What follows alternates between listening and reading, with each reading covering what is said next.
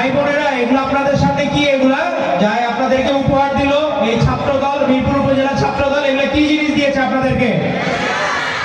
এগুলা কি গাছ? এগুলা কি ঔষধি বৃক্ষ? ফলজ বৃক্ষ। এখন ফলজ বৃক্ষগুলা একটু আমরা তাইলে সবাই মিলে দাঁড়াই, একটু গাছগুলো একটু তুলে ধরি।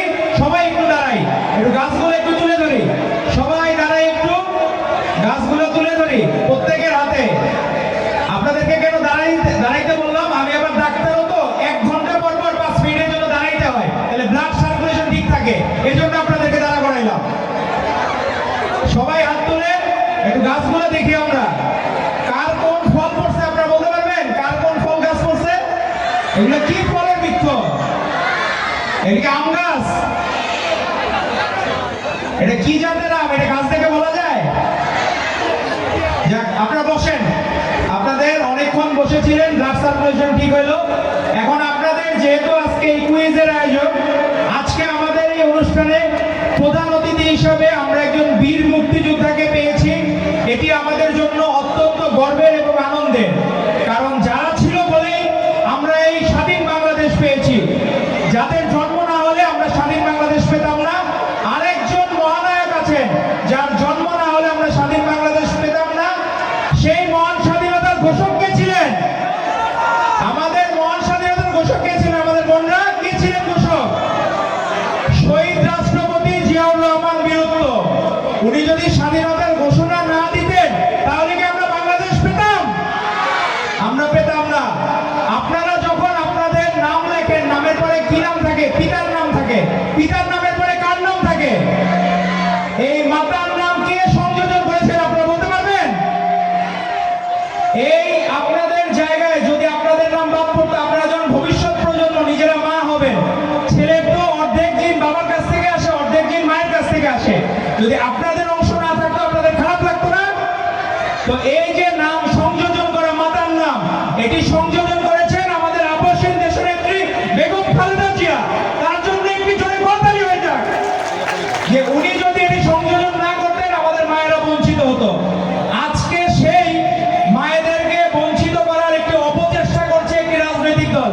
আপনাদের শুনে রাখার জন্য, কারণ আপনারা আমাদের ভবিষ্যৎ দিনের আমাদের ভোটার, যারা নির্ধারণ করবেন রাষ্ট্র ক্ষমতায় কারা থাকবে। তাদেরকে আমরা জানিয়ে রাখছি, একটি ইসলামিক রাজনৈতিক সংগঠনের প্রধান উনি বলেছেন মেয়েদের কাজের সময় 5 ঘন্টা কমায় আনা দরকার। তার উদ্দেশ্য কি? তার উদ্দেশ্য হচ্ছে যদি মেয়েদেরকে আস্তে আস্তে বাদ দেওয়া যায় অফিস থেকে, তাহলে ছেলেরা বসতে পারবে। এটা কি আপনারা রাজি না রাজি না? আপনারা কাজ করতে চান কি চান না? আপনারা চান না এই দেশের এমপি মন্ত্রী হইতে? আপনারা চান না অফিসের প্রধান হইতে? আপনারা চান না সিইও হইতে?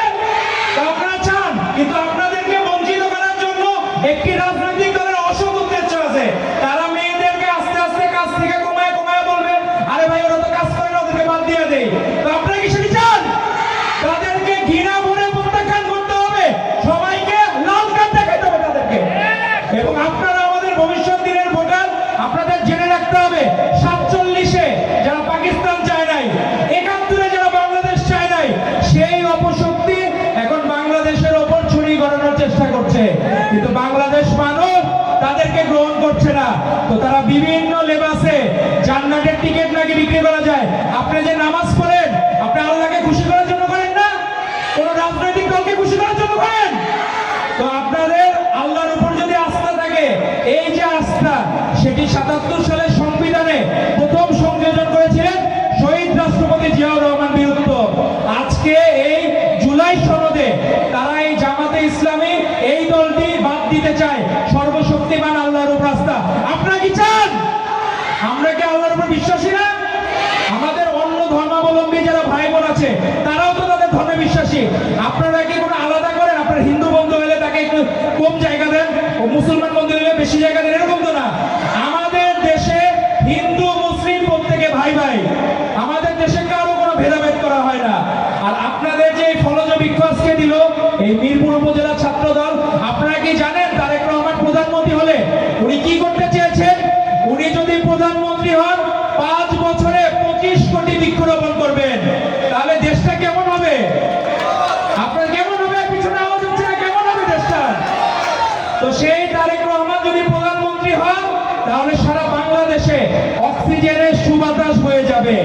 গত ফ্যাসিস্ট লীগের আমলে এই বাংলাদেশে কার্বন ডাই অক্সাইড নিঃসরণ হয়েছিল, কিন্তু এই অক্সিজেনের সুবাতাস দিয়ে এই দেশকে ইনশাআল্লাহ সুবাতাসে ভরিয়ে দিবেন আমাদের ভারপ্রাপ্ত চেয়ারম্যান জনাব তারেক রহমান। তার জন্য একটি করতালি হবে না?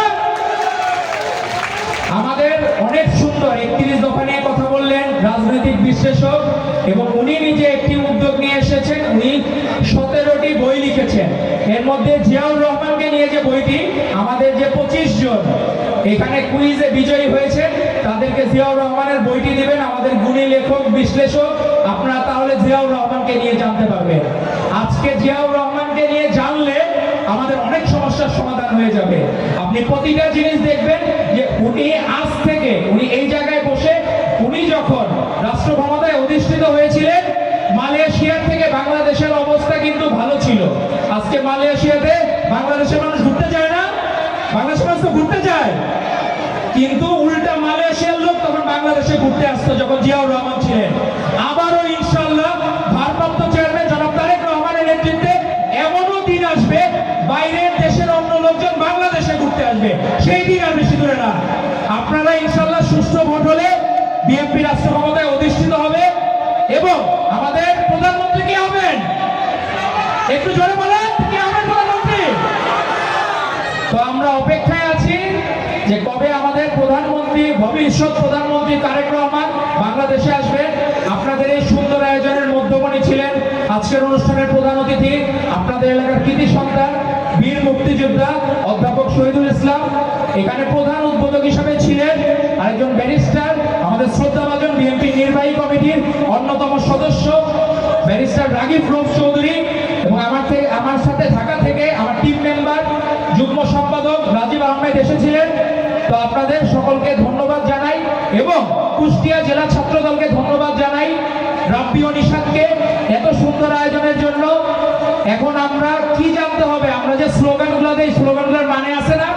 আমরা যে প্রত্যেকটা স্লোগান দেই, আমরা তো জেনে বুঝে স্লোগান দেবো, না বুঝে কি স্লোগান দেবো? তাহলে আমরা যে বলি শহীদ জিয়ার আলো, কি বলি? একটু জোরে বলতে হবে, শহীদ জিয়ার আলো ঘরে ঘরে জালো, তারপর লাইন কি হবে?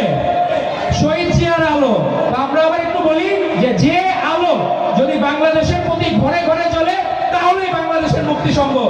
তাহলে আমরা একটু স্লোগান ধরি, শহীদ জিয়ার আলো, শহীদ জিয়ার আলো, ঘরে ঘরে জালো, ঘরে ঘরে জালো। আর এই যে আমরা যে গণতন্ত্র যে মুক্তি পেলাম আমাদের ভারপ্রাপ্ত চেয়ারম্যান জনাব তারেক রহমানের নেতৃত্বে, এখানে সবচেয়ে বেশি ধরেন বেগম খালেদা জিয়া, বাংলাদেশের প্রথম নারী প্রধানমন্ত্রীকে। তো বেগম খালেদা জিয়ার জন্য তো আমরা তাকে কেন এই স্লোগানগুলো দেই আমাদের জানতে হবে না? আমরা কি না বুঝে স্লোগান দেবো? তাহলে আমাদের কি বলতে হবে? গণতন্ত্র পুনরুদ্ধারের কোন নেত্রী আছে? গণতন্ত্র পুনরুদ্ধারের কোন নেত্রী আছে? ওগুলো সেই নেত্রী খালেদা জিয়া, খালেদা জিয়া, খালেদা জিয়া, খালেদা জিয়া। আর তারেক রহমানকে আপনারা দেশে আনতে চান না? আপনারা সবাই চান তো? একটু হাত তুলি দেখি কে কে চান তারেক রহমান দেশে ফিরে আসুক। তাহলে কি বলতে হবে? এই দেশের এই মাটি এত সুন্দর সুকোমল মাটি,